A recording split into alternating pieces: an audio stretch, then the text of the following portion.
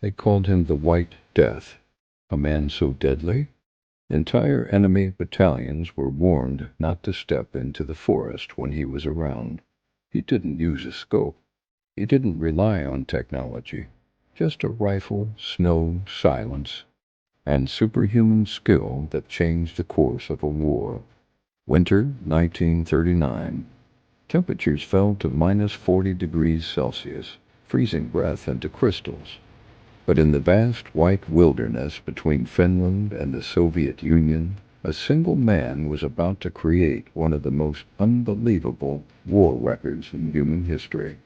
His name was Simo Häyhä, quiet Finnish farmer, barely 5 feet tall, known more for his calm personality than anything extraordinary. But when the Soviet Union invaded Finland during the Winter War, this humble farmer became the deadliest sniper the world has ever seen. The Soviets outnumbered the Finns massively. 760,000 Soviet soldiers versus 300,000 Finns. Finland should have fallen in weeks. But it didn't, because of men like Simo Häyhä. Simo didn't dress like a normal soldier. He wore all white, blending perfectly into the snowy forests. He moved silently, like a shadow. He studied wind direction, sound, snow texture, and the smallest enemy movement. But what made him terrifying was this: he refused to use a scope on his rifle. Day after day, Soviet soldiers disappeared into the snow. They never saw where the shots came from. Some believed the forest itself was killing them. In just 100 days, Simo Häyhä confirmed 505 kills, the highest sniper kill count in documented history. This wasn't war. It was one man shutting down an entire invasion. When Soviet commanders learned one man was responsible for hundreds of their losses, panic spread. They deployed their best counter-snipers to eliminate him. He killed every single one of them.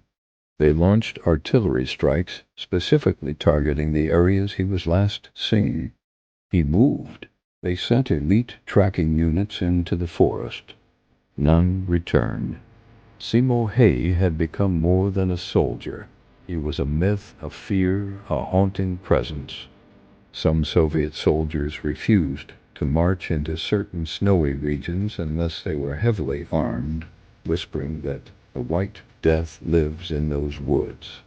Simo's methods were genius.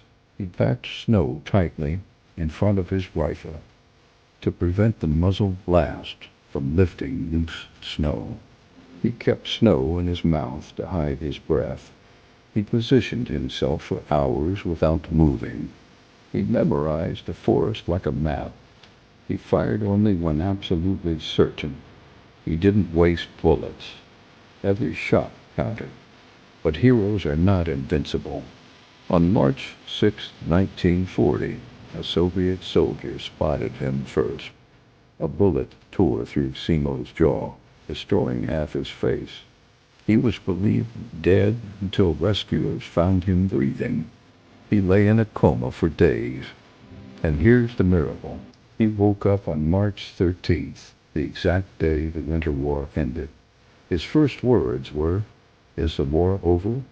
Finland had survived, and his contribution was undeniable.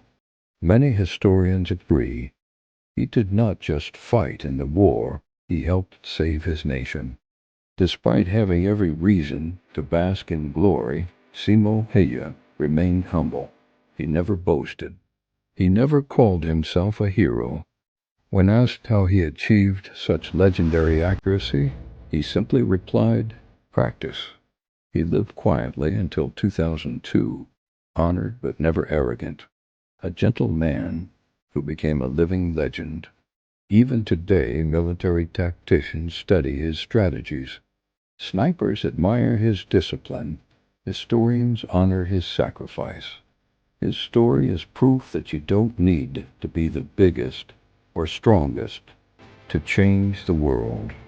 Sometimes courage and skill are enough. This is the legend of Simo Häyhä, the man who fought an empire with a rifle and snow.